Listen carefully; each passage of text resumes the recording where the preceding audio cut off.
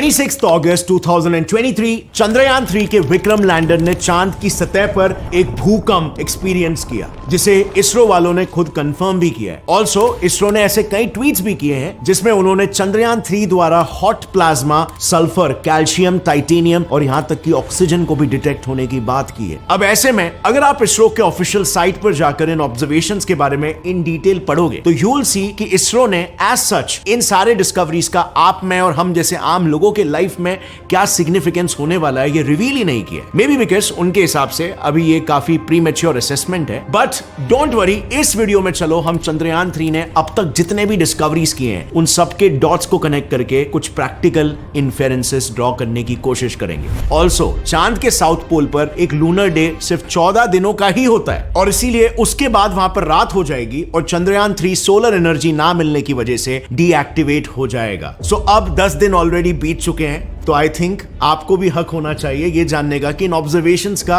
हम पृथ्वी पर रहने वाले लोगों के लिए क्या सिग्निफिकेंस है। And with that said friends, let's get right into the video. So शुरू करते हैं 26 अगस्त के दिन से, जब पीएम मोदी जी ने चंद्रयान 3 के लैंडिंग साइट का ऑफिशियली नाम रखा शिव शक्ति। जिस स्थान पर चंद्रयान 3 का मून लैंडर उतरा है, अब उस पॉइंट को शिव शक्ति के नाम से जाना जाएगा। और 23 अगस्त यानी कि जिस दिन चंद्रयान 3 लैंड हुआ उसे डेजिग्नेट किया गया एज हमारा national space day. A proud moment for us Indians indeed, right? But you see, ये पूरा मिशन ना हमें काफी प्राउड फील करा सकता है और इसीलिए हम लैंडिंग से लेकर अब तक डेली चंद्रयान 3 ने जो जो चीजों का पता लगा है उन्हें डे टू डे एनालाइज करेंगे और उसका एक प्रैक्टिकल सेंस बनाने की कोशिश करेंगे। सो 23 अगस्त, the day when Vikram landed, ISRO ने उस दिन इस वीडियो को रिलीज किया। इसे ध्यान से देखना। इसमें आप देख सकते हो कि लैंड होते ही सबसे पहले विक्रम लैंडर ने अपना डोर एक रैंप की तरह खोला और उसके बाद प्रज्ञान रोवर भी अपना सोलर पैनल खोलते हुए लैंडर के बाहर आ गया। अब उसके अगले दिन यानी कि 24 अगस्त को तो एज सच दोनों लैंडर और रोवर ने कुछ सब्सटैंशियली न्यू चीज नहीं की। सिर्फ लैंडिंग के बाद सभी सिस्टम सही से काम कर रहे हैं कि नहीं, प्रोबेबली बस इसकी टेस्टिंग हुई। बट देन जैसे ही 25 अगस्त का दिन आया, something strange happened. 25 अगस्त के दिन रोवर लैंडर से करीब 8 मीटर के रेडियस में टहल रहा था ताकि उसके सभी प्लान मूवमेंट्स, यानी कि वो कहां घूम सकता है, कितनी दूर तक जा सकता है, उसे किस किस तरह के ऑब्स्टेकल्स को अवॉइड करना चाहिए, ये सब वो ठीक से फॉलो कर रहा है या नहीं, ये वेरीफाई किया जा सके। बट जैसे ही ये फाइनल टेस्ट कंप्लीट हुआ और लैंडर और रोवर इन दोनों के सभी इंस्ट्रूमेंट्स को एक्टिवेट किया गया, लैंडर पर लगा ये इल्सा नाम का जो डिवाइस आप देख रहे हो ना, इसने चांद की सतह से एक स्ट्रेंज वाइब्रेशन रिकॉर्ड किया जो अकॉर्डिंग टू इसरो किसी मशीन या रोवर से जुड़ा वाइब्रेशन बिल्कुल नहीं था। दरअसल हुआ यूं कि ये जो instrument for lunar seismic activity, ILSA नाम का इक्विपमेंट है, ये एज यू कैन सी चांद की सतह पर प्लेस्ड है। अब ये इल्सा बेसिकली पृथ्वी पर हम जो नॉर्मल भूकंप नापने वाले साइस्मोग्राफ्स यूज करते हैं उसी का एक एक्सट्रीमली सेंसिटिव इलेक्ट्रिकल वर्जन है, जो भूकंप के वाइब्रेशंस किसी पेपर पर नहीं बल्कि ऑनलाइन और भी ज्यादा एक्यूरेटली रिकॉर्ड करता है। तो इसने 26 अगस्त को कुछ इस तरह का वाइब्रेशन का ग्राफ यानी साइस्मिक एक्टिविटी रिकॉर्ड की। अब ऐसे ग्राफ्स जब कोई हाईली सेंसिटिव इंस्ट्रूमेंट्स रिकॉर्ड करता है तो चांसेस होते हैं कि उसने आसपास चल रहे किसी machine, in are case Pragyan rover की मूवमेंट से पैदा हुए वाइब्रेशन को रिकॉर्ड किया हो।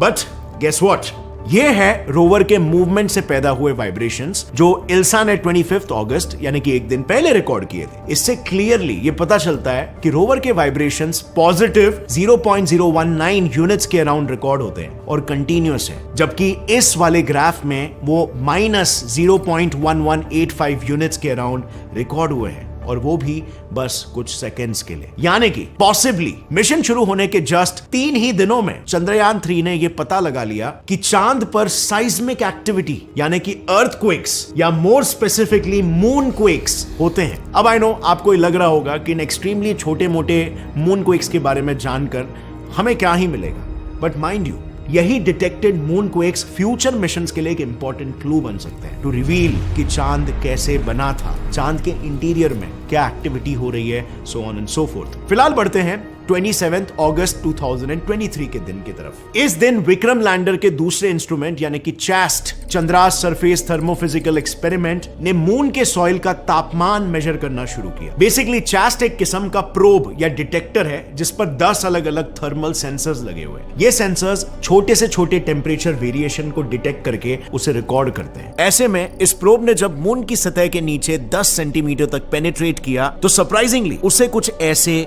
वियर्ड ऑब्जर्वेशंस मिले। Here as we can see moon की सतह के ऊपर तो तापमान अराउंड 50 डिग्री सेल्सियस तक गर्म होता है, बट जैसे ही हम सरफेस से नीचे जाते हैं टेम्परेचर्स ड्रास्टिकली गिरने लगते हैं। लाइक लिटरली महज 10 सेंटीमीटर की डेप्थ पर टेम्परेचर 50 डिग्री सेल्सियस से सीधा -10 डिग्री सेल्सियस तक ड्रॉप हो जाता है। अब ऐसा सिर्फ तभी मुमकिन है जब मून की टॉप सॉइल एक थर्मल इंसुलेटर की तरह काम करती है और सूरज की हीट को जमीन में पेनिट्रेट करने से रोकती हो। इसीलिए हमने क्या किया, हमने इसरो की ऑफिशियल वेबसाइट पर यह ढूंढने की कोशिश की कि प्रज्ञान रोवर को अब तक कौन से एलिमेंट्स मून की सॉइल में मिले हैं जो थर्मल इंसुलेशन प्रोवाइड करते हो। And now what we found there was just what we expected। और उसे बाय द वे हम आगे डिस्कस भी करेंगे, लेकिन फिलहाल बस इतना समझ लो कि मून की टॉप सॉइल से रिलेटेड ये टेम्परेचर वेरिएशन के रिजल्ट्स हमें मून कॉलोनाइजेशन में भी मदद कर सकते हैं। क्योंकि देखो मून की सरफेस का तापमान कभी कभी -232 डिग्री सेल्सियस तक पहुंच जाता है। सो इन फ्यूचर अगर हम इस मून सॉइल से ब्रिक्स वगैरह बना सके तो ये रूम्स के अंदर की हीट को बाहर लीक होने से रोक सकता है। एनीवे,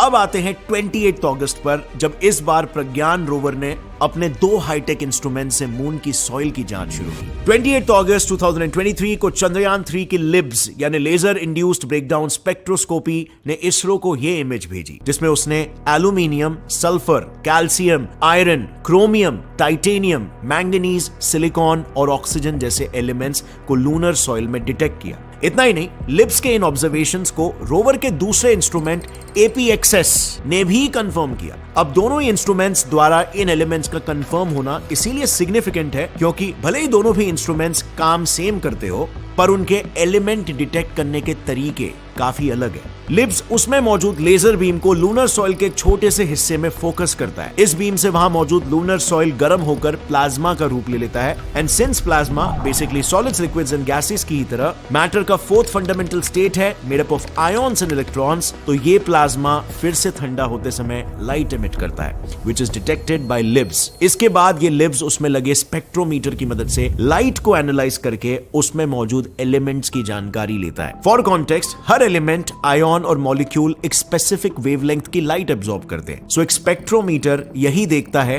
कि उस तक पहुंची हुई लाइट में किस किस वेवलेंथ पर डार्क बैंड्स दिखाई दे रहे हैं और इससे पता चलता है कि वो लाइट जहां से आ रही है वहां कौन से एलिमेंट्स, आयन्स या मॉलिक्यूल्स